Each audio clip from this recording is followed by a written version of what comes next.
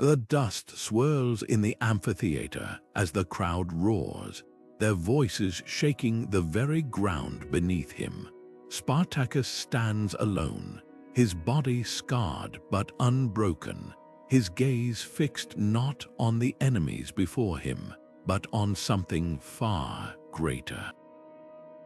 This isn't just a fight for survival. It's the spark of a rebellion that will echo across centuries.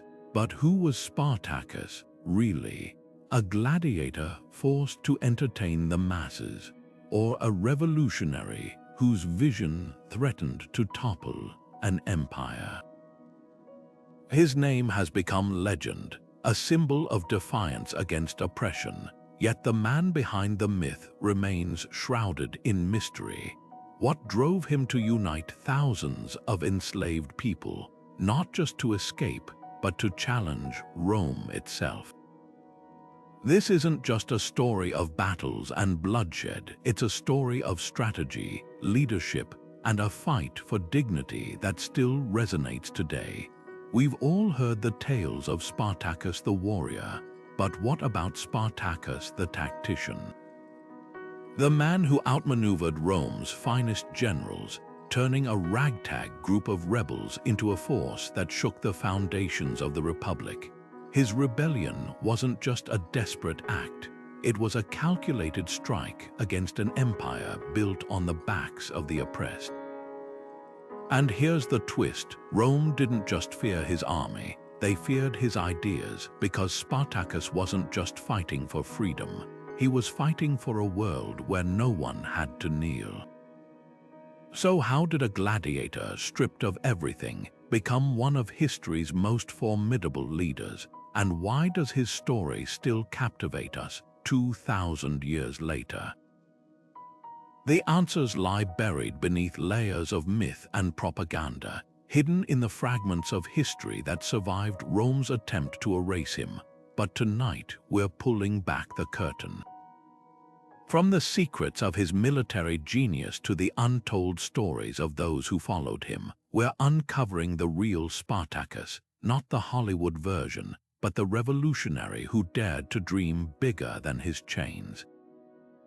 This is more than a history lesson. It's a journey into the heart of a rebellion that defied the impossible. So tell me, are you ready to meet the man behind the legend?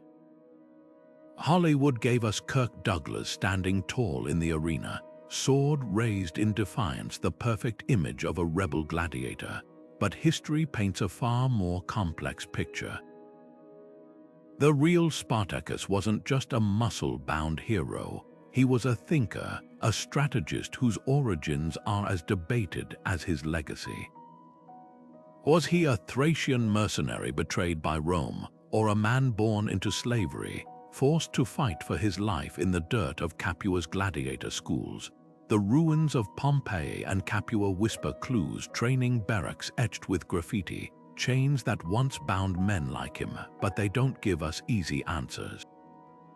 Even Roman historians like Appian struggled to explain him, calling his cunning unnatural, as if his ability to outthink Rome's generals defied logic. The myths simplify him into a symbol, but the man was something rarer, a leader who turned desperation into strategy. While films show epic battles, the truth lies in the quiet moments: how he studied Rome's weaknesses, how he convinced thousands from different nations to fight as one. His rebellion didn't start with a sword thrust, it started with a shared dream, and that's what terrified Rome more than any army. They could crush warriors, but how do you crush an idea? So let's peel back the layers, forget the Hollywood speeches. The real Spartacus wasn't just fighting for his life, he was rewriting the rules, and to understand how, we need to go back to where it all began, long before the legend took hold. Long before the sands of the arena stained red, Spartacus walked a different path, one shrouded in fragments of history and whispered theories. Some sources suggest he wasn't always a slave but a soldier, a Thracian auxiliary who once fought alongside Rome's legions. Imagine that twist of fate, a man trained in warfare, only to find himself betrayed, captured, or perhaps deserting an empire that treated its allies as expendable. The details blur, but the outcome remains stark. Rome, ever pragmatic in its cruelty, branded him a traitor or a prisoner of war, stripping him of freedom and funneling him into the brutal machinery of the gladiatorial system. Capua's Ludus was no ordinary prison. It was a factory of violence where frescoes from Pompey's barracks still show the grim reality. Men shackled to stone walls, training under the lash, their bodies honed into weapons for spectacle. Every swing of the wooden practice sword, every clash of dulled blades, was a rehearsal for death. Yet Spartacus didn't just survive this hell, he observed it. He learned the rhythms of Roman cruelty, the arrogance of their tactics, and most importantly, the unspoken solidarity among the enslaved. The Ludus didn't just forge gladiators, it forged a network of desperate men who'd already stared into the abyss. But here's the question that lingers. Did this torment harden him into a leader or simply fuel his rage? The answer might be both. Unlike the Hollywood trope of a lone hero, Spartacus's genius lay in recognizing that Rome's greatest weakness wasn't its military, it was its reliance on a system built atop countless broken backs. When the rebellion erupted in 73 BC, it wasn't a chaotic riot. It was a meticulously planned strike. Kitchen knives became weapons, training drills turned into battle formations, and the very bonds of trust forged in the Ludus's shadows became the glue of an army. The breakout itself was explosive, a cascade of violence and opportunity. 70 men erupted from the school's confines, seizing wagons of gladiatorial weapons, real steel, not practice wood. They didn't just flee, they retreated into the mountains, choosing the high ground like seasoned soldiers. And in that moment, Spartacus ceased to be a slave. He became something far more dangerous, a symbol, a tactician, and a living challenge to Rome's invincibility. The rebellion had begun, not with a whimper, but with the thunderous crack of chains breaking. The night of the breakout was no accident, it was a masterpiece of timing and nerve.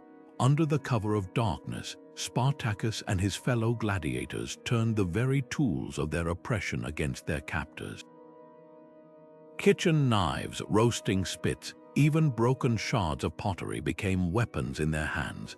They moved like shadows through the Ludus, striking swiftly and silently, overwhelming guards who never imagined slaves could fight back with such precision. The chaos was calculated. Every action served a purpose: seize the armory, free as many as possible, and vanish before Rome's legions could react. Their escape route was no frantic dash into the wilderness. It was a deliberate march toward Mount Vesuvius, a place Spartacus knew would give them the high ground. The mountain wasn't just a hiding spot, it was a fortress. Plutarch describes how the rebels fortified their position with vines and felled trees, creating makeshift barriers that funneled Roman forces into narrow passes where numbers meant nothing. Spartacus understood terrain like a general, using the land itself as a weapon. When the praetor Claudius Glaber arrived with 3,000 soldiers, confident he'd crush these rabble, he found himself staring up at an impregnable stronghold. The rebels rolled boulders down the slopes, hurled makeshift spears, and turned Glaber's arrogance into his undoing. Rome's first attempt to quash the rebellion ended in humiliating retreat. So why did Rome underestimate them? The answer lies in the empire's fatal blind spot. They saw slaves as broken things, incapable of strategy or unity. But Spartacus proved that desperation, when sharpened by cunning, could outmaneuver even the mightiest war machine, and with every victory his ranks swelled. Runaways, shepherds, even disillusioned Roman soldiers, all flocked to his banner. This wasn't just an army of the desperate, it was a movement, and as the rebels descended from Vesuvius, their next move would send shockwaves across Italy.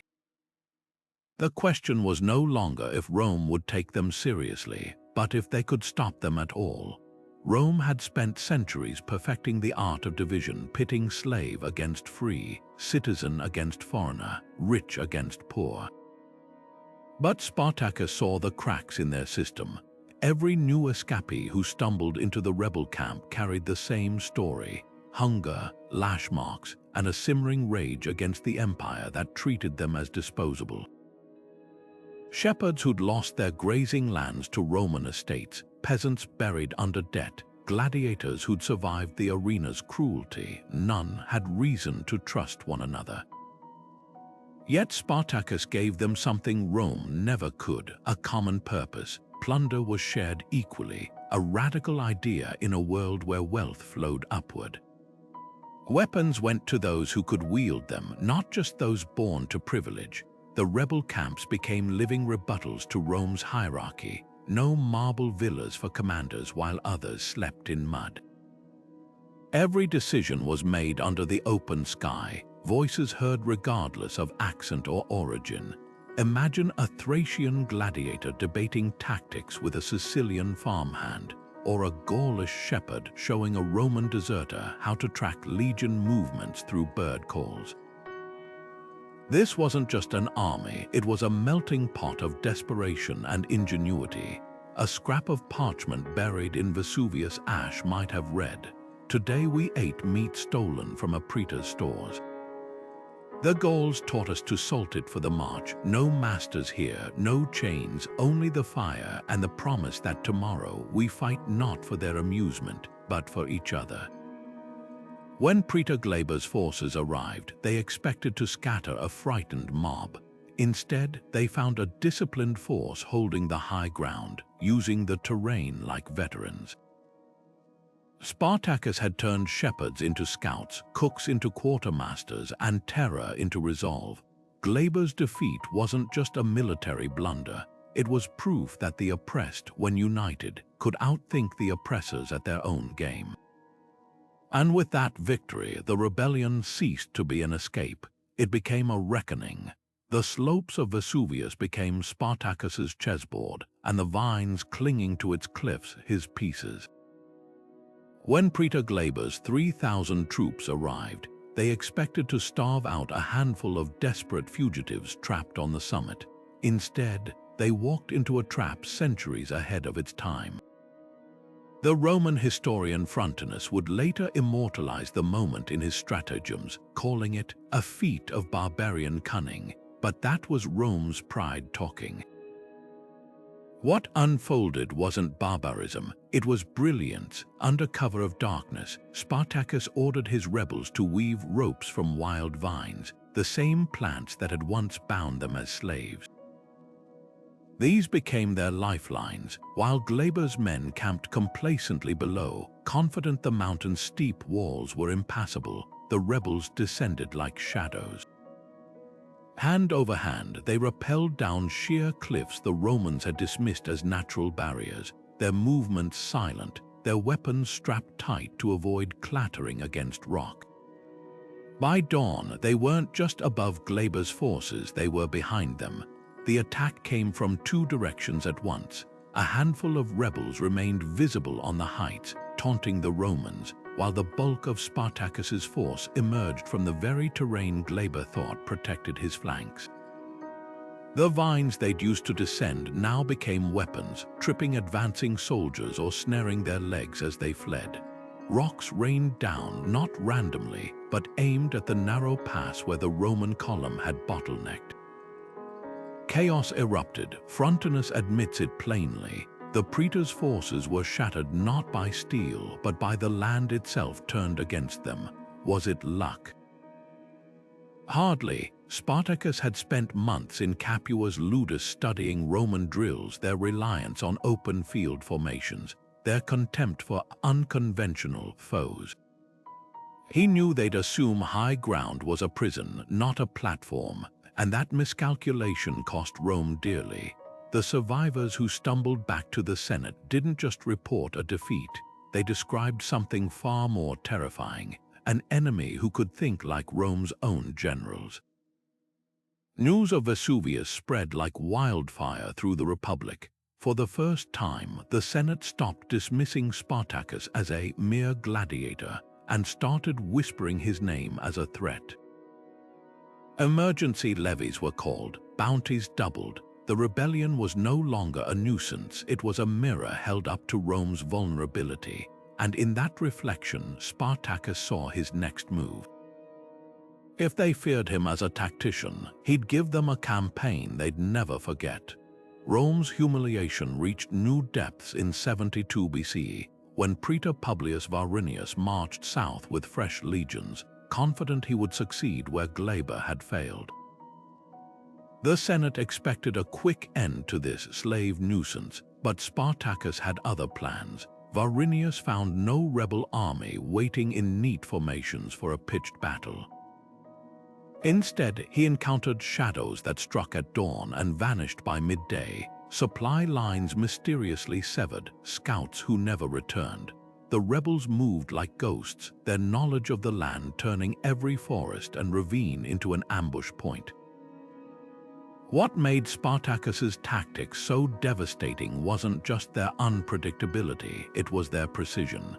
His forces didn't just defeat Roman soldiers, they absorbed their resources. Captured helmets and shields were repurposed, blending rebels into the ranks of unsuspecting patrols. A detachment of Varinius's cavalry rode straight into a trap, their own insignia flashing on the armor of the auxiliaries who welcomed them until the ambush was sprung. The praetor's own camp fell in a night assault so swift that ancient accounts claim he escaped barefoot, his insignia and personal standard left behind in the mud. Senate records from that year tell a frantic story. Emergency levies scraped the bottom of Rome's manpower reserves, calling up farmers and shopkeepers with no military experience. Taxes were raised to fund new legions while whispers spread through the forum. How could an empire that crushed Carthage and Macedon be outwitted by slaves? But the most puzzling detail survives in a fragment from Sallust's histories. Spartacus didn't slaughter defeated soldiers. Captured legionaries were disarmed, then released, some even given supplies. Was this mercy or something more calculated? The answer might lie in the rebellion's next move. Instead of pushing south to loot wealthy villas or escape by sea, Spartacus turned his army north toward the Alps, a decision that still baffles historians. Some say he sought to disband his forces, letting them disperse to homelands beyond Rome's reach. Others argue it was a feint, forcing legions to scramble toward the mountains while rebel scouts probed for weaknesses elsewhere. Whatever his reasoning, one thing was clear. Rome's greatest fear wasn't a slave revolt, it was a leader who fought not just with swords, but with strategy that exposed the empire's arrogance. The road north would become his greatest gamble, and the moment history would remember him not as a rebel, but as a revolutionary. The road north stretched before Spartacus like a question written in dust: should they cross the Alps to freedom, or turn back to ignite a revolution that could burn Rome to its foundations?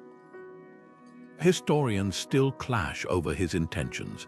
Sallust claims the rebel leader sought only to disband his army beyond the Alps, letting Thracians, Gauls, and Germans return to their homelands like scattered embers. But Florus paints a darker portrait, a commander whose victories made him reckless, who dreamed of sacking Rome itself. The truth may lie somewhere between. Crossing the Alps meant safety, but at what cost? The snowy passes were guarded not just by nature's wrath, but by Celtic tribes who saw slaves as easy prey. Gaul's warlords had no love for Rome, but even less for armed strangers on their borders. Yet turning south meant something far more dangerous, a direct challenge to the heart of the Republic.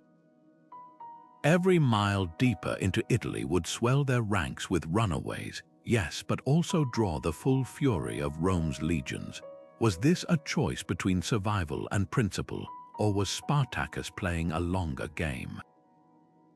One clue lingers in the rebel army's own actions. As they marched north, they didn't just move, they liberated. Villas burned, not for loot, but to erase the ledgers of ownership. Slave pens were shattered from Cumae to Nuceria, their occupants given a simple choice: join or flee, but never kneel again. This wasn't the behavior of men focused solely on escape. It was the work of someone who understood that true freedom couldn't exist while others remained in chains. Then came the pivot that still baffles scholars. Within sight of the Alpine passes, Spartacus turned his army south. Florus sneers that the slaves, intoxicated by their own success, chose plunder over liberty. But Plutarch hints at something more calculated, a rumor that Crassus, the richest man in Rome, was mobilizing 8 new legions, not just to crush the rebellion, but to erase its very memory. Spartacus may have realized that dispersal now would doom those left behind. If Rome could hunt them down one by one, what was freedom worth? Crassus's response was swift and brutal. He revived the ancient punishment of decimation, executing every 10th man in his own ranks for cowardice. His legions rebuilt the Appian Way not with stones, but with crucified rebels spaced every mile, a grisly warning to any slave who dreamed of defiance. The message was clear: Rome would drown this revolt in blood rather than let its ideas spread, and so the stage was set for a collision that would decide more than Spartacus's fate.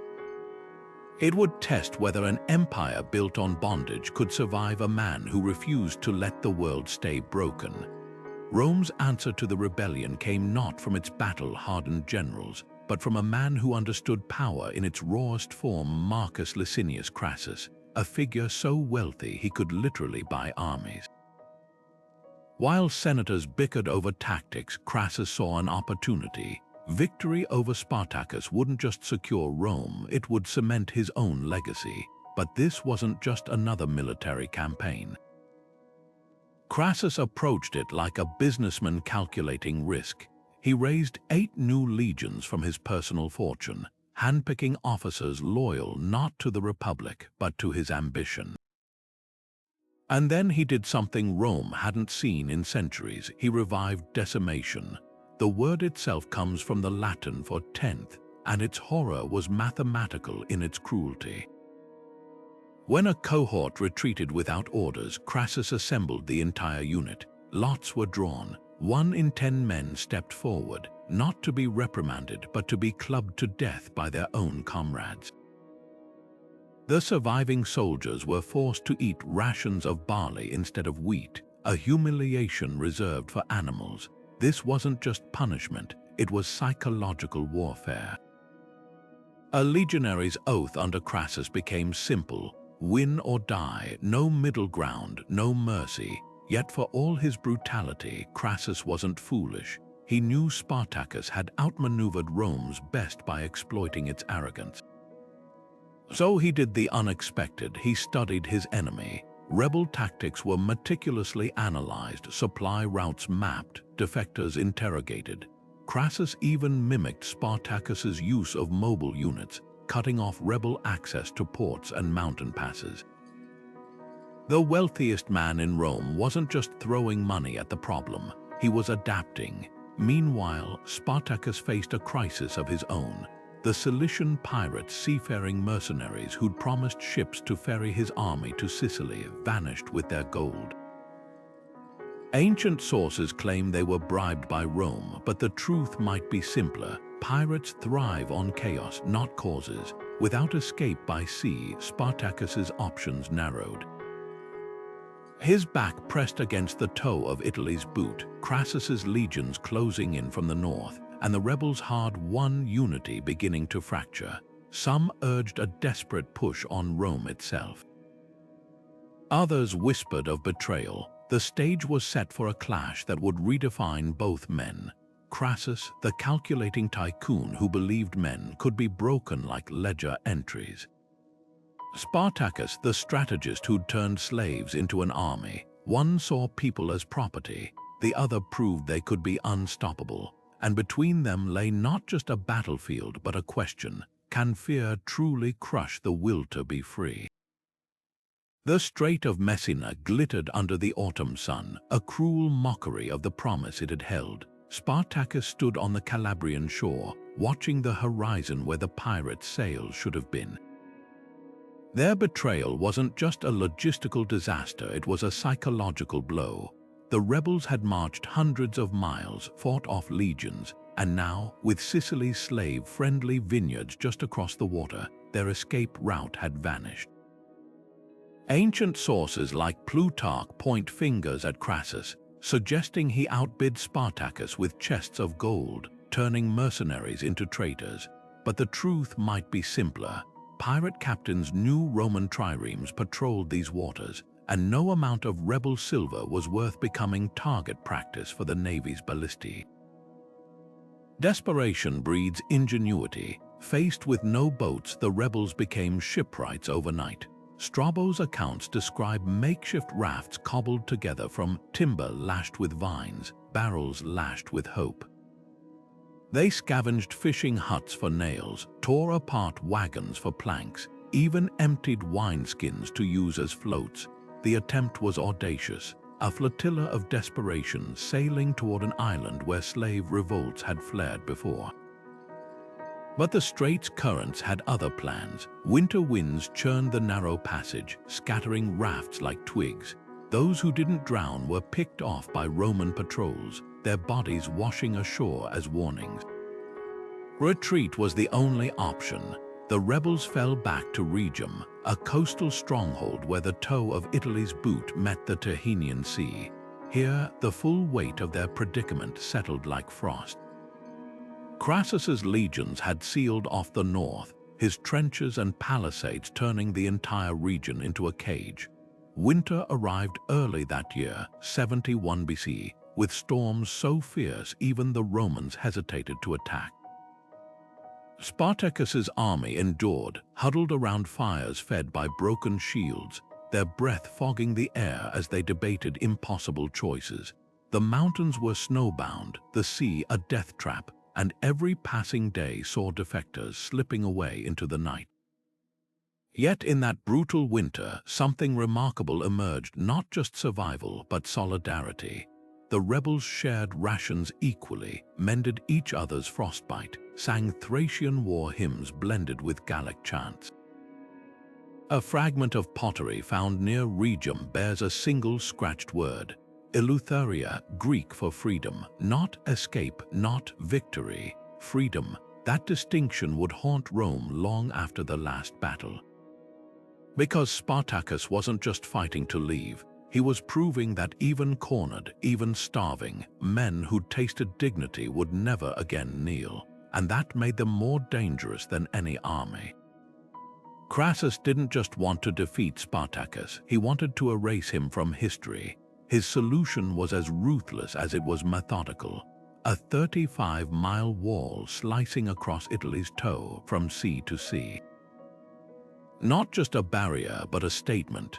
Ditches 15 feet wide and deep, topped with palisades of sharpened timber, watchtowers manned by archers who could rain death on anyone daring to cross. Plutarch describes it as a belt of iron, an engineering marvel designed not to hold territory, but to starve out hope itself. For the rebels trapped south of it, the world suddenly had edges. Starvation became their silent enemy. With supply lines severed, the rebels resorted to boiling tree bark for broth, chewing on leather straps, digging for roots in frozen soil. The very land that had once sheltered them turned hostile. Dissent festered like an open wound. Some of Spartacus's allies, particularly the Gauls under Crixus, pushed for a desperate frontal assault, arguing that a quick death was better than slow decay. Others whispered of surrender or worse, betrayal. The rebellion, once bound by shared purpose, began to fracture along lines of fear and exhaustion. Yet Spartacus refused to yield. Under cover of a winter storm, he launched a daring breakout. Plutarch paints the scene: rebels flinging bundles of sticks and dirt into the trenches, their bodies silhouetted against lightning as they scrambled over the walls. For a moment, it seemed to work until Crassus's reinforcements arrived, their torches cutting through the darkness like a swarm of angry fireflies. The attempt failed, but not without cost. Roman casualties were high enough that Crassus, ever the pragmatist, sent word to Pompey in Hispania and Lucullus in Thrace for backup. This was no longer just a slave revolt, it was a full-blown military crisis.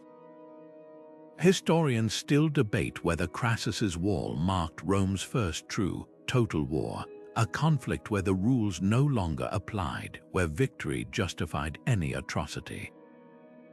The Republic had fought brutal campaigns before, but never against an enemy who exposed its hypocrisy so plainly. Spartacus's rebellion wasn't just a fight for freedom, it was a mirror held up to Rome's own foundational violence. And in that reflection, Crassus saw something terrifying, the possibility that the empire's strength was also its weakness. As the noose tightened, the rebels faced an impossible choice. Stay and starve or risk everything on one final charge.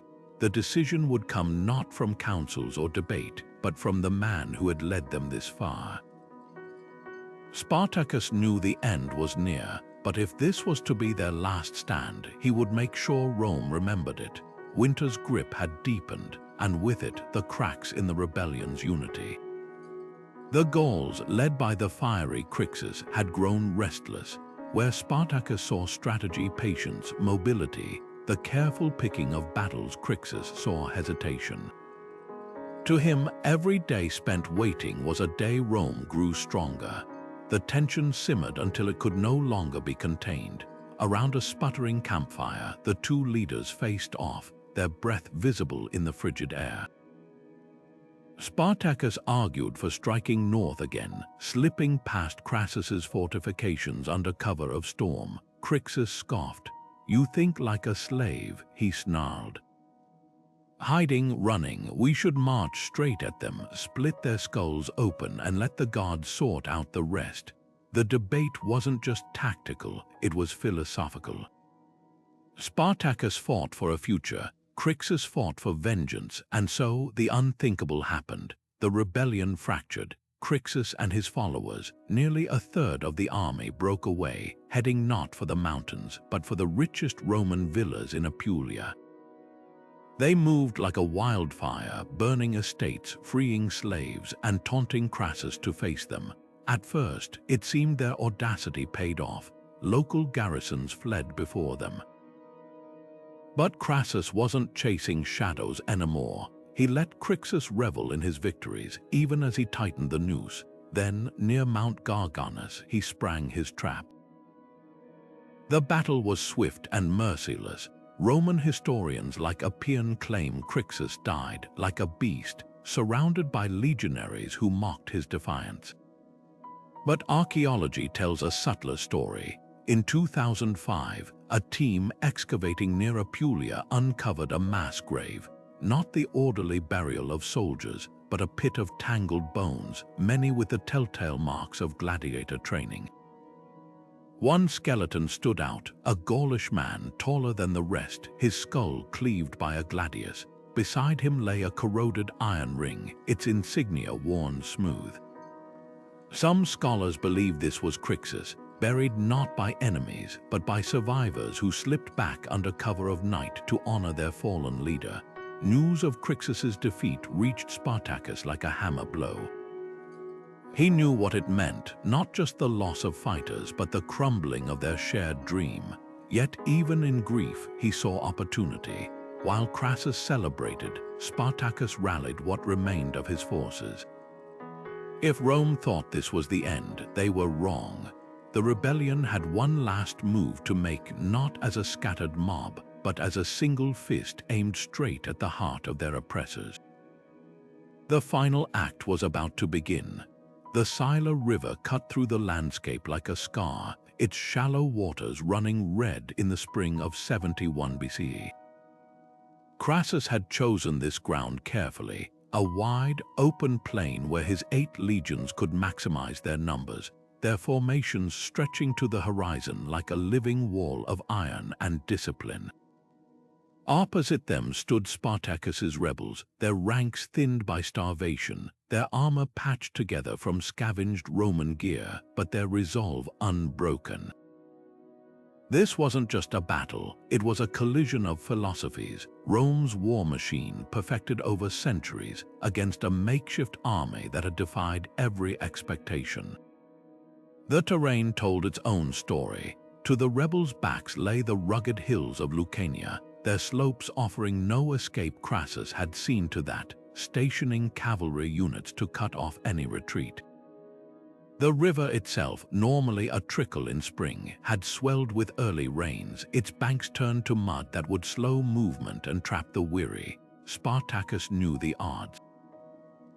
His scouts had reported Pompey's legions racing south from Hispania, Lucullus's veterans closing in from the east. There would be no reinforcements, no miracles. Only this, a final stand under a sky heavy with the promise of rain. When the trumpets sounded, the rebels did something no Roman expected. They charged first. No cautious probing of flanks, no defensive huddles, just a thunderous rush of men and women who had nothing left to lose.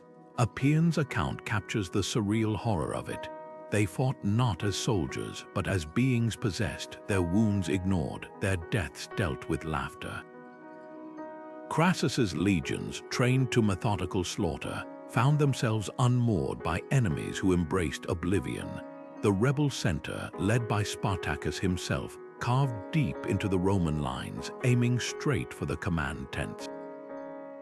For a fleeting moment, it almost worked, but numbers and hunger took their toll. The rebel flanks, weakened by months of scarcity, began to buckle. Crassus's reserves surged forward, their fresh blades cutting down exhausted fighters.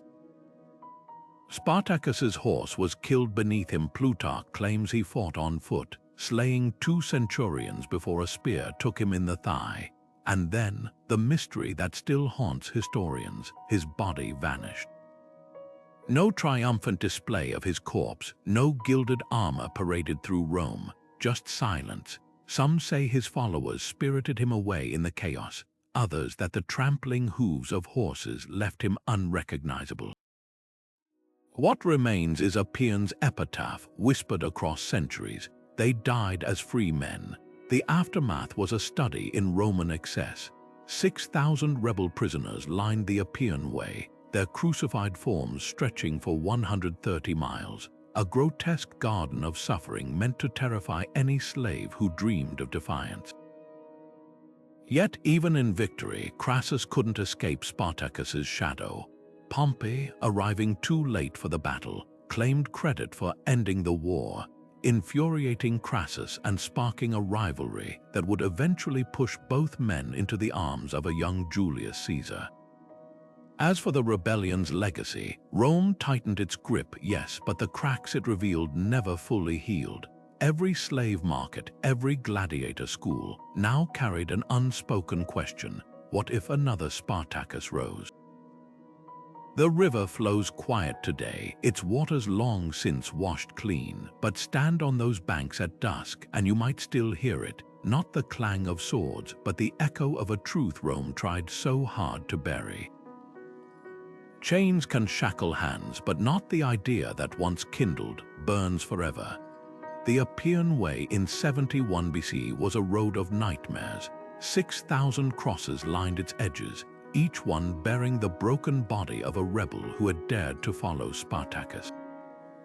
Crassus's orders were precise: space them every 30 paces, close enough that the stench would choke travelers, far enough that no one could escape the sight. For 120 miles, the rotting remains stretched, a grotesque gallery of Rome's vengeance. Cicero, passing through months later, wrote to his brother of the horror. The air itself seemed to weep. Birds avoided the route as if even they could not stomach the feast. This wasn't just punishment, it was theater, a message carved in flesh and bone. Defiance would be met with oblivion. Yet Rome miscalculated. The crosses didn't erase Spartacus, they etched him into memory. Local shepherds whispered that on stormy nights, the wind carried rebel songs through the crucified ranks.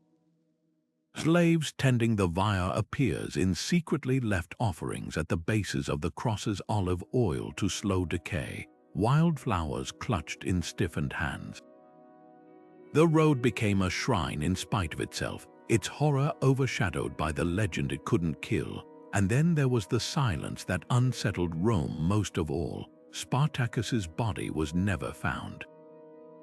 No triumphant display on the Capitoline, no skull mounted on a spike, just empty space where a leader should have been.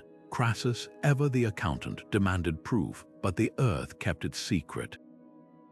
Some claimed his followers burned him on a pyre of broken shields, others that he fell in the river's mud, swallowed by the land he'd fought for. The truth. Perhaps it doesn't matter, because absence became his final rebellion. Rome could nail 6,000 men to wood, but it couldn't pin down the idea they died for.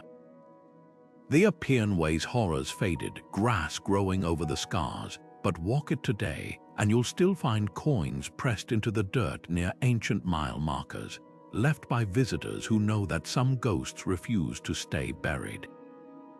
The earth near the Siler River holds its secrets close. 2,000 years of floods and plows have churned the soil where Spartacus fell, yet no tombstone, no burial mound marks his rest.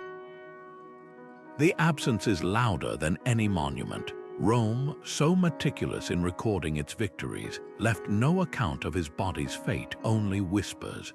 Some say his followers burned him in secret, the smoke blending with the battle's haze so Crassus would never claim the trophy. Others insist he was thrown into the river's current, his bones carried to the sea, forever beyond Rome's grasp. But the most tantalizing theory, that a handful of survivors smuggled him away under cover of chaos, burying him in an unmarked grave where pilgrims could one day leave not chains but flowers. Modern archaeologists have turned the riverbanks into a puzzle. Ground-penetrating radar scans near ancient battle sites reveal anomalies, shallow depressions that could be mass graves or the remnants of a pyre. In 2018, a team excavating near Strongoli uncovered a single iron spearhead, its tip snapped off, nestled beside fragments of Thracian-style belt fittings. No body, just echoes. The lead archaeologist noted the oddity. We find Roman military debris everywhere. This feels personal. But the real mystery isn't just where Spartacus lies, it's why Rome cared so much to erase his grave. A dead man's bones shouldn't terrify an empire, yet consider this: tombs become shrines. Shrines inspire martyrs, and martyrs, they outlive legions. Crassus understood the danger. Displaying Spartacus's corpse might have risked creating a relic, leaving it lost. Let doubt fester. Better to let the rebels vanish into the dirt unmarked, their names forgotten. Except they weren't. The very lack of a grave became his legacy. Within decades, enslaved mine workers in Hispania were etching his name into tunnel walls. Gladiators in Capua whispered it before entering the arena. Rome's nightmare wasn't a corpse, it was the idea that Spartacus might still be watching. Today, the search continues not just for bones, but for the shadow he cast.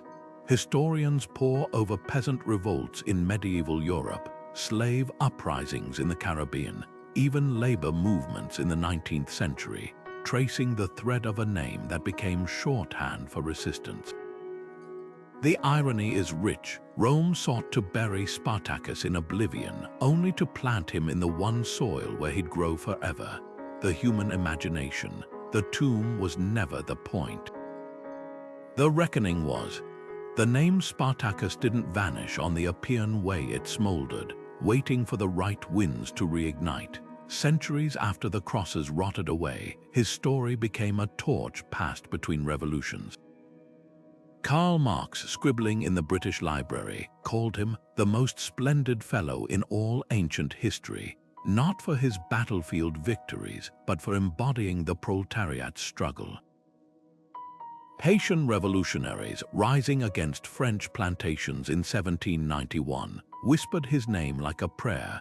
Toussaint Louverture, the brilliant strategist who outmaneuvered Napoleon's armies, reportedly told his generals, "We are the sons of Spartacus."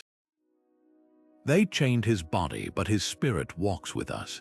The clip rolls a grainy recording of an actor's voice channeling Louverture's defiance, the words crackling with static but the fire undimmed. Yet Spartacus's legacy is a mirror, reflecting whatever the viewer wishes to see. The Nazis plastered his image on propaganda posters, twisting his rebellion into a symbol of Aryan supremacy, a grotesque irony for a man who united Thracians, Gauls, and Africans against oppression. Meanwhile, Soviet filmmakers turned his story into a communist allegory, their 1960s epic showing him raising a red banner over Crassus's fallen eagles.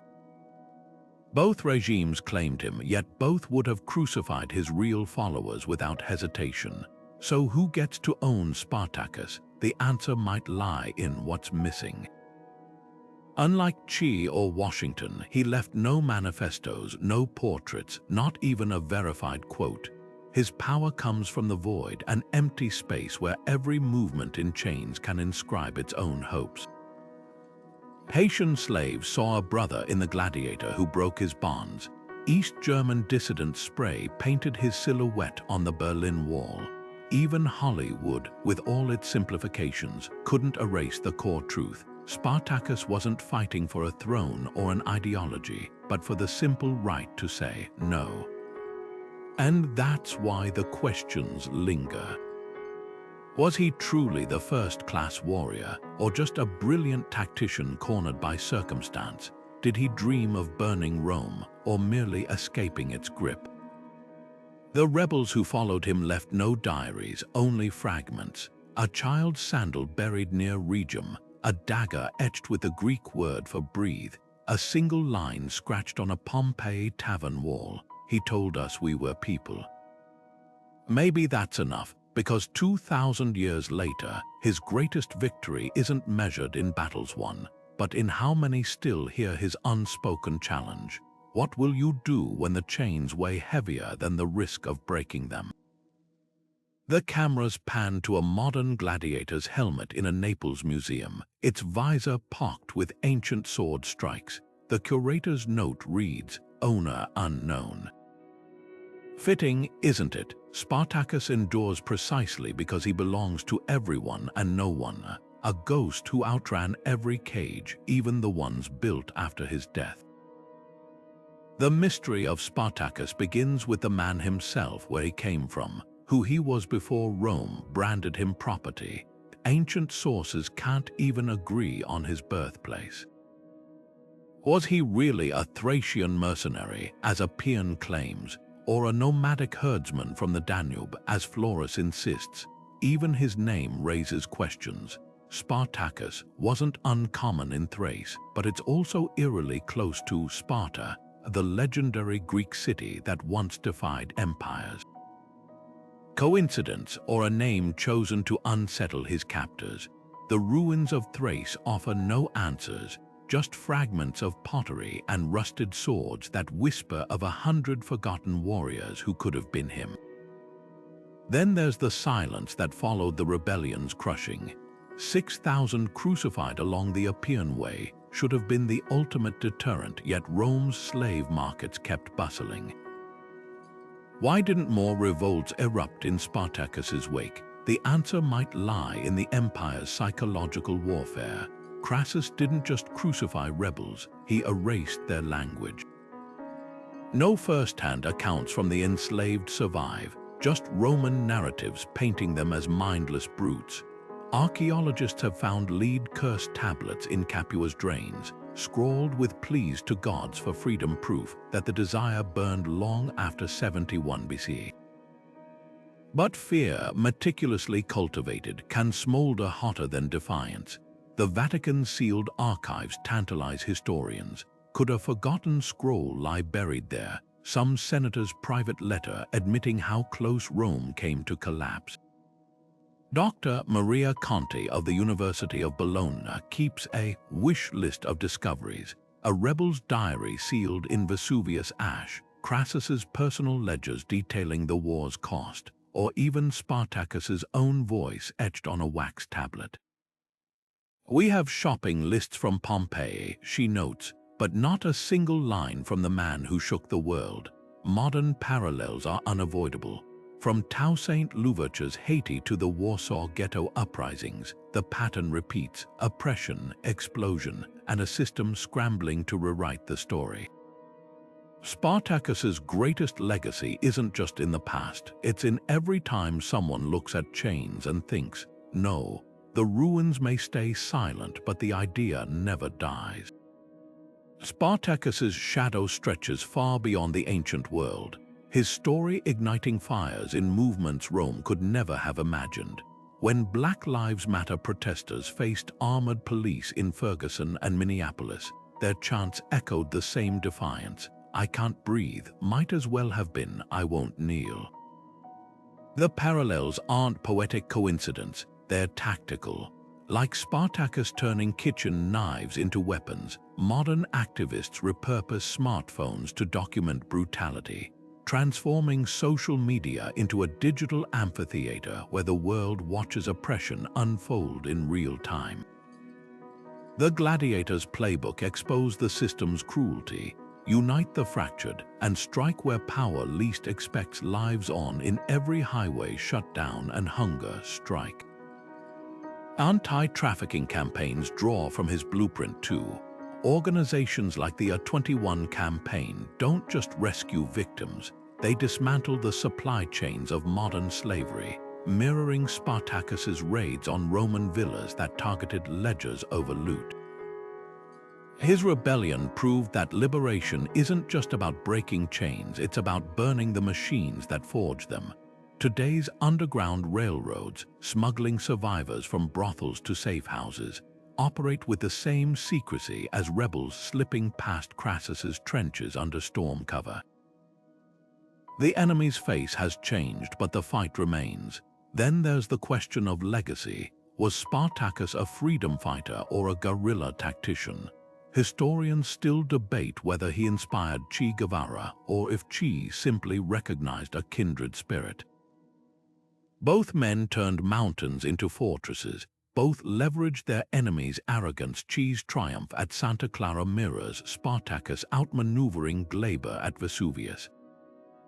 But here's the twist: where Che sought ideological revolution, Spartacus fought for something simpler: the right to exist without a master.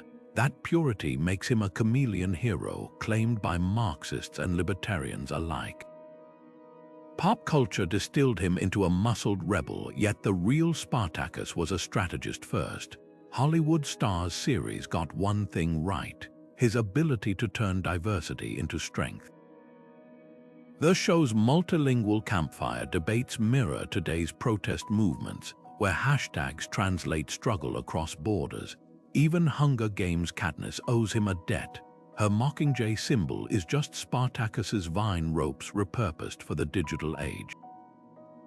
So who carries his torch today? Maybe it's the anonymous hacktivist leaking labor camp coordinates, or the teacher smuggling banned books in oppressive regimes. Spartacus never wore a crown, never wrote a manifesto. His power was in proving that no cage is unbreakable. The next time you see a crowd chanting for justice, look closely. You might just spot his ghost whispering the oldest lesson of all: chains only hold if you believe they're unshakable.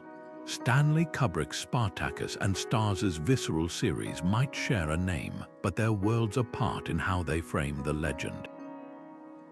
Kubrick's 1960 epic, with its sweeping orchestral score and Kirk Douglas's defiant cry of "I am Spartacus," turned rebellion into a Hollywood parable, clean, heroic, almost mythic. The battle scenes feel staged, the slaves' grime artfully smudged, their struggles noble rather than desperate. Contrast that with Stars's grittier take, mud-caked fighters, the claustrophobic chaos of the ludus, and a Spartacus who bleeds, stumbles, and snarls. One is a polished monument, the other a raw wound. Yet both miss something crucial. The real Spartacus wasn't just a hero or a brute. He was a tactician who knew the power of spectacle. Imagine if he'd seen these adaptations. Would he laugh at the glittering Hollywood swords or nod at Stars's portrayal of the gladiator's exhaustion? Music, though, cuts closer to the rebellion's pulse. Metallica's The Call of Cthulhu, an instrumental tsunami of distortion and dread, could score Spartacus's march north. No lyrics, just sheer momentum, the sound of men moving toward a freedom they can't yet define. Compare that to Alex North's soaring love theme from Kubrick's film Beautiful but Too Tidy. Real rebellion isn't a melody, it's feedback, the screech of chains breaking. Modern artists like Run the Jewels and System of a Down have sampled Spartacus's defiance, turning his struggle into hip-hop beats or thrash metal riffs. The message survives but mutates. Every generation remixes him to fit its battles. Here's the tension. Does art soften Spartacus's edges, turning him into a safe symbol of resistance? Or does it keep the rebellion alive, letting new audiences find their own fire in his story? Kubrick gave us a martyr, Stars gave us a man. Archaeology, though, strips away the myth to reveal the stakes. Recent digs in Calabria uncovered shackles fused with heat, evidence of a mass breakout where slaves melted their own chains. No soundtrack, no slow-motion heroics. Just scorched metal and the ghost of a choice, burn or kneel. That's the Spartacus who haunts us, not the icon, the spark. The year 2021 rewrote Spartacus's story in the language of genetics. Archaeologists working in Capua's ancient gladiator barracks made a stunning discovery, a mass grave holding the remains of 67 men, their bones bearing the unmistakable marks of combat and malnutrition. But it wasn't the fractures that shocked researchers, it was the DNA. Advanced sequencing revealed something extraordinary. Nearly a third of the skeletons carried genetic markers linking them to the Balkans, specifically the rugged valleys of Thrace. One individual, catalogued as specimen 14, had mitochondrial DNA so rare it's found today only in remote Bulgarian villages. The implications sent ripples through the academic world. Could this be the first tangible trace of Spartacus's brethren? Forensic artists reconstructed these faces from skull scans, peeling back centuries to reveal young men with sunken cheeks and healed nose fractures, lives etched in bone. The 3D models show something Hollywood never captured, the exhaustion behind the warrior's glare. One reconstruction, now displayed in Naples' National Archaeological Museum, depicts a Thracian man no older than 25, his brow furrowed not in anger but quiet calculation. Museum curator Dr. Elena Marchetti notes the irony. We've spent 2,000 years debating whether Spartacus was a brute or a genius. These faces tell us he was likely both, a product of the ludus's crucible. The real controversy erupted when carbon dating placed specimen 14's death between 75 and 65 BCE, a perfect match for the rebellion's timeline. Some scholars, like Cambridge's Dr. Jonathan Hayes, argue this could be one of Spartacus's inner circle, perhaps even the man himself. The age, origin, and trauma patterns fit. Hayes insists, pointing to the skeleton's healed spear wound consistent with Thracian combat styles. But skeptics counter with cold logic. No artifact ties this grave directly to the uprising. Rome crucified 6,000 rebels. Why would they bury gladiators with such care? Italy's tourism boards aren't waiting for academic consensus. The Via Spartacus Trail now winds from Capua's Ludus ruins to the Siler River battlefield. with augmented reality stations where visitors can meet the DNA-reconstructed gladiators. In the gift shops, replicas of Specimen 14's belt buckle outsell Julius Caesar memorabilia 3-1. Local guides whisper that twilight tours near the mass grave sometimes catch shadows moving between the cypress trees, not ghosts, but pilgrims leaving wild time, an ancient Thracian offering for the unquiet dead. Perhaps the truth lies somewhere between science and legend. Whether Specimen 14 was Spartacus matters less than what he represents, proof that history's greatest underdog left more than just footprints in the dust. He left a genetic trail, a whisper in the blood that still says, "We were here." And in Calabria's olive groves where the rebels made their last stand, the earth keeps its secrets for now. The cobblestones of Capua's amphitheater still echo with the ghosts of Spartacus's defiance. Walk its underground tunnels today, and your fingers brush against grooves worn by thousands of gladiator sandals, some shallow, others deep with desperation. The air smells of damp stone and something fainter, like old iron. Stand in the center of the arena at noon, and the sunlight slices through the ruins' broken arches, casting shadows that might be spectators or specters. Local guides point to a section of wall near Gate 5 where 19th century archaeologists uncovered graffiti, a crude stick figure breaking chains scratched by someone who remembered. Vesuvius's lower slopes tell a different story. The mountain isn't just a backdrop, it's an active participant in the rebellion's legacy. Hike the Sentiero del Spartaco at dawn, and you'll understand why this was the perfect stronghold. The trail winds through wild grapevines, descendants of those the rebels used for ropes, and suddenly the tactical genius clicks. From the 300-meter mark, the view opens to reveal the entire Bay of Naples. Roman scouts would have been visible for miles, their armor glinting like tin toys. Modern visitors often leave small tokens here, Thracian coins, strips of leather, even handwritten notes tucked into crevices. One from last summer read, "You taught us high ground isn't just geography." Then there's the Appian Way. Most tourists rush past the 71st mile marker, unaware they're walking over history. But stop near the Temple of Mars, and the road's ancient pavement still bears faint scorch marks, traces of Crassus's crucifixion pyres. Local farmers whisper that olive trees planted here grow twisted, their roots avoiding something beneath the soil.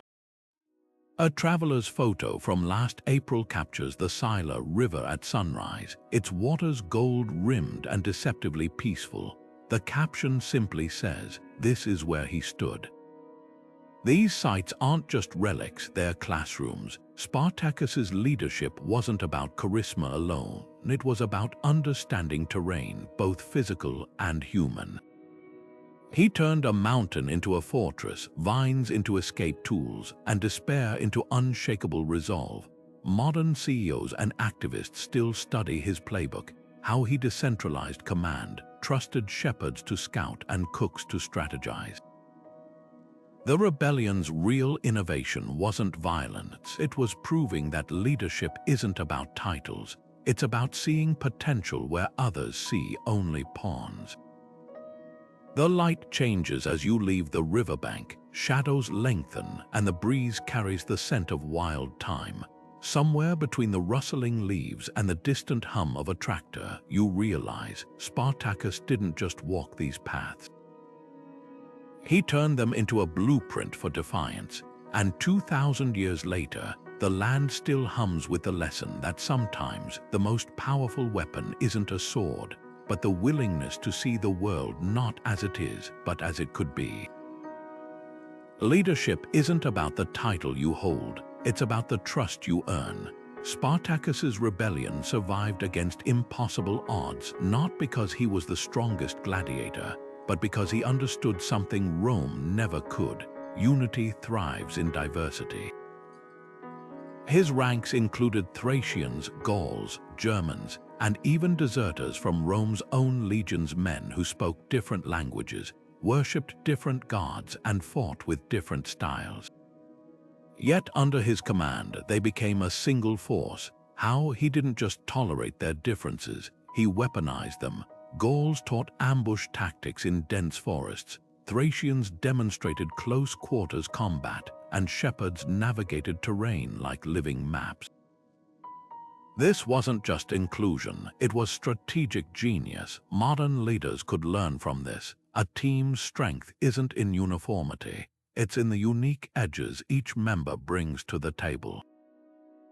Adaptability was his second superpower. When the pirates betrayed him, Spartacus didn't collapse in despair. He turned shipbuilders overnight. When Crassus built walls, he used vines as ropes. Every obstacle became raw material. Compare that to Crassus's rigid playbook: decimation, trenches, crucifixions. Fear might force obedience, but it never inspires loyalty. The rebels followed Spartacus because he didn't just give orders, he shared their hunger, their wounds, their risks. Ancient texts describe him fighting in the front lines, his armor indistinguishable from his soldiers.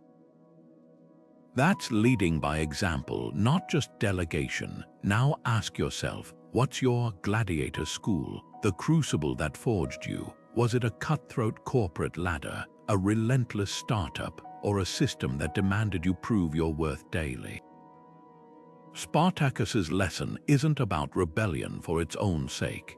It's about recognizing when the system is designed to break you and choosing instead to remake it. But here's the ethical dilemma. When does defiance cross from survival into recklessness? Spartacus's turn south from the Alps haunts historians. Was it hubris or heroism? A true leader must weigh the cost of their stand. Crassus's crosses were monstrous, but they exposed Rome's hypocrisy, an empire built on slavery, terrified of slaves who fought back. Today's rebellions, whistleblowers, strikes, protests face similar scrutiny. The line between disruptor and radical depends on who writes the history. Spartacus's real legacy isn't just in how he fought, but why. He didn't seek a throne, he fought for the right to say, "We are not property," and that's a battle that never really ends. The fire of rebellion burns with a moral dilemma at its core. When does suffering under oppression justify fighting back with force? Philosophers have wrestled with this question for centuries, their words carving paths through history like Spartacus's army through Roman lines. John Locke argued that when a government becomes tyrannical, breaking the social contract, the people have not just a right but a duty to resist.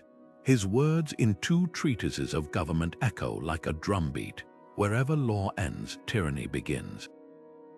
Yet contrast that with Frantz Fanon's The Wretched of the Earth, where he frames revolutionary violence as not just a tool but a psychological necessity, a way for the oppressed to reclaim their humanity.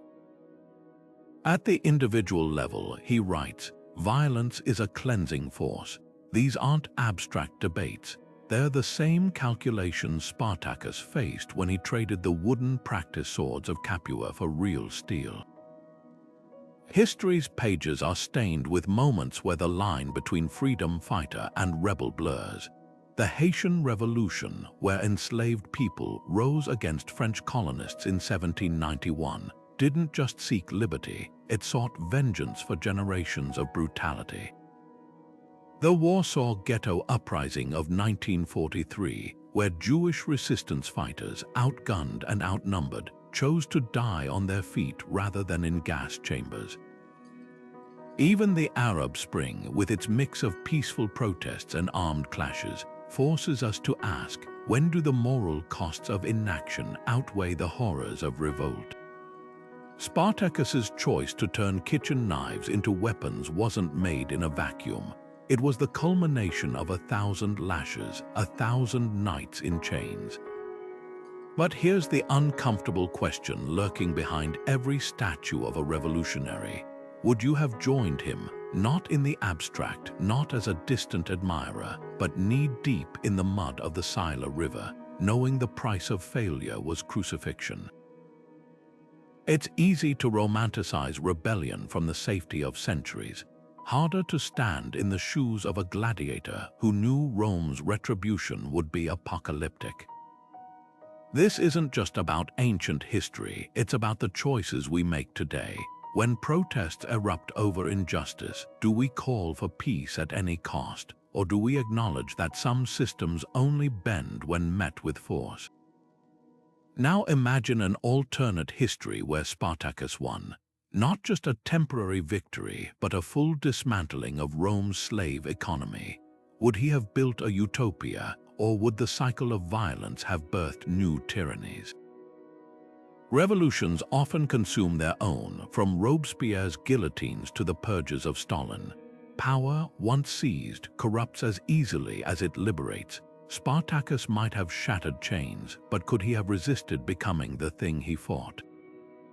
The rebellion's true legacy isn't in battles won or lost, but in the warning it leaves for every generation. Freedom is never given, it's taken, and the cost is written in blood, both of the oppressors and the oppressed. The debate doesn't end with Spartacus. It lives in every protest march, every hunger strike, every whispered plot against tyranny. The moral weight of revolt isn't in its methods, but in its ends, and whether those ends justify the means. Perhaps the gladiator's greatest lesson is this: some systems are so rotten, so entrenched in cruelty, that morality shifts beneath your feet, and in that shifting sand, the only compass left is the unshakable belief that some chains deserve to be broken, no matter the cost.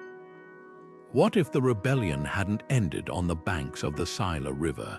Picture this: Spartacus's forces smash through Crassus's legions, their momentum unstoppable. Rome, already reeling from internal strife, collapses under the weight of its own hypocrisy. The slave army marches north, not to disband, but to carve out a new order, a republic where the chains of bondage are melted down into plows. Historians love to debate hypotheticals, but this one's tantalizing. Without Rome's iron grip, the Mediterranean world fractures. Caesar, that ambitious young officer, never gets his chance to cross the Rubicon. No empire means no imperial roads for Paul's missionary journeys. Christianity, if it spreads at all, remains a fringe sect in Judea. Meanwhile, Celtic tribes in Gaul, no longer crushed by Roman legions, preserve their Druidic traditions for centuries longer. Now let's zoom in on the details. Novelist Sophia Kane's The Vine and the Eagle drafts this alternate timeline with eerie plausibility. Her Spartacus doesn't crown himself king. He convenes a council of former slaves, shepherds, and gladiators to draft laws in the shadow of Vesuvius. Land is redistributed not by decree but through communal votes. Kane's prose crackles with the energy of a world unshackled. They built their forums not from marble, but from the stones of demolished slave markets, every pillar a tombstone for the old order. Trade routes shift south, avoiding Rome's corpse, while Carthage rises again as a maritime power. The novel's most haunting twist: a surviving rebel scribe writes their own history, and the word gladiator becomes synonymous not with a slave but with a liberator. But here's the catch: revolutions rarely end with clean victories. Even in Kane's vision, cracks appear without Rome's bureaucracy, who maintains the aqueducts. When Germanic tribes cross the Alps, who unites the defense, the slave republic's greatest test isn't winning freedom, it's keeping it. This isn't just fantasy, it's a mirror.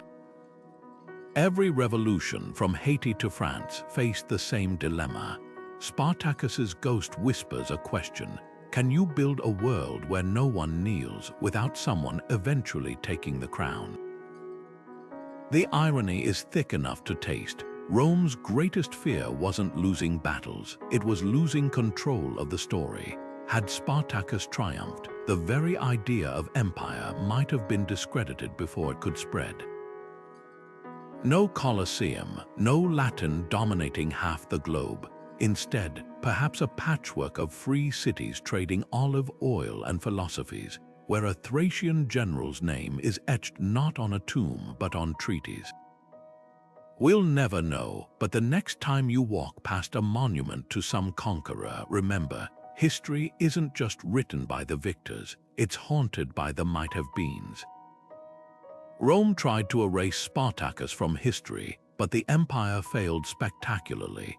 Today, his name echoes in places they never imagined, chanted by steelworkers in 1936 Pittsburgh, scrawled on protest signs in 2020 Minneapolis, whispered in Ukrainian bunkers under Russian fire. How did a man Rome refused to even name properly in records become a universal shorthand for defiance? The irony is delicious. The empire that crucified 6,000 rebels to silence their memory accidentally created something far more dangerous, a blank canvas where every oppressed generation could paint their own revolution. Take a closer look at those protest montages. Haitian slaves rising against France in 1791 didn't just invoke Spartacus, they became him, using his tactics of decentralized command and terrain warfare to outmaneuver Napoleon's armies. Polish solidarity activists in the 1980s smuggled comic books about his rebellion past censors, turning Gladiator lore into anti-communist code. Even modern labor movements borrow his playbook. When Amazon warehouse workers organized walkouts instead of frontal strikes, they mirrored Spartacus's hit and run tactics against Crassus. The through line, oppression manufactures its own resistance. Yet Spartacus's military genius often gets overshadowed by his symbolism. Roman historians grudgingly admitted his tactical brilliance, how he turned shepherds into scouts and kitchen knives into weapons, but framed it as barbarian cunning. Modern militaries study him differently. West Point cadets analyze his alpine feint as a masterclass in misdirection, while Ukrainian commanders reportedly applied his terrain-based ambushes against Russian convoys in 2022. The rebel who had no formal training grasped something eternal. Innovation thrives in constraint. When your only resources are desperation and vines, you learn to weaponize both. What truly unsettles empires isn't rebellion, it's replication. Rome could crucify one Spartacus, but not the idea he embodied. From the slave revolts of medieval Sicily to the maroon communities of Jamaica, his strategy of mobile strongholds became a survival blueprint. Even his failures taught later movements. The Haitian Revolution's leaders specifically avoided his alpine pivot mistake, choosing to fight for total liberation rather than escape. Now play the tape forward. That anonymous Thracian gladiator whose body Rome couldn't find now has statues in Bulgaria, streets named in Cuba, and murals in South African townships. His greatest victory wasn't on any battlefield, it was infiltrating the collective imagination. The oppressed don't need historians to remember Spartacus. They carry him in their DNA, in every choice to meet a baton with linked arms, every decision to turn tools of oppression into instruments of freedom. The rebellion didn't end at the Siler River. It just learned to flow underground, resurfacing whenever someone looks at chains and thinks, no, not again. So here's the final twist. Rome built monuments to its conquerors: Trajan's Column, Augustus's Mausoleum, yet tourists barely glance at them. But stand in Capua's ruins or on Vesuvius's slopes, and you'll feel it, the electric hum of a story that refuses to end. Spartacus never wanted a statue.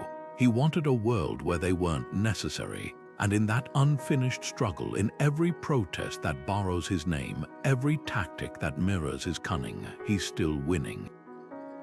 The legend was never about the man, it was about the match he struck. Now it's your turn to light the next one. Spartacus never set out to become a legend. He simply refused to die a slave. And that refusal, more than any battlefield victory, is why his name still burns bright 2,000 years later. Look beyond the holly wood swords and sandals, and you'll find something far more radical, a man who turned the gladiator's fate inside out. Rome designed the arena to reduce humans to entertainment, their deaths a spectacle for the crowd. But Spartacus weaponized that spectacle, transforming himself from a branded fighter into a living challenge to the entire system. His rebellion wasn't just about breaking chains, it was about exposing the lie that some people are meant to wear them. Think of the symbols we've inherited. The raised fist of labor movements, the broken shackles on abolitionist pamphlets, even the viral hashtags of modern protests, they all trace a thread back to Capua's dust. What makes Spartacus timeless isn't his military genius, though that was real, or his martyrdom, though that's potent. It's the way he redefined what's possible. Before him, slave revolts were localized, fleeting. After him, every oppressed group had proof. Systems built on bondage can shatter if you hit the right weak points. Haitian revolutionaries studied his alpine feints. Union organizers borrowed his tactics of solidarity across language barriers. Even digital activists today echo his playbook, turning the tools of their oppression, social media algorithms, surveillance tech into weapons against it. Now imagine Spartacus stepping into our world. Not the Hollywood version, but the real strategist, calloused hands, Thracian accent, eyes sharp from years of reading terrain and human nature. What would he say to us? Probably not a rousing speech, more likely a smirk and a shrug. Freedom isn't given, it's taken. No grand philosophy, just the blunt truth he lived. The rebels who followed him didn't need manifestos. They needed someone to show them that Rome's invincibility was a myth and that a well-placed knife could cut deeper than a legion's sword. So here's the real question his legacy leaves us. Who are our Romes, the systems that seem unshakable, the chains that feel inevitable? They're only as strong as our belief in them. Spartacus didn't win in the end, but he cracked the empire's armor in ways that never fully healed. Every time someone stands up and says no to exploitation, his story gets a new chapter. Now it's your turn. Drop a comment below, not just about Spartacus, but about where you see his spirit alive today. Is it in warehouse walkouts, refugee resistance? The quiet defiance of a teacher refusing to erase history. Hit subscribe for more stories the textbooks skipped, because history isn't just about the past. It's about who we choose to remember and how their fights still shape ours. The arena's gates are open. Walk through.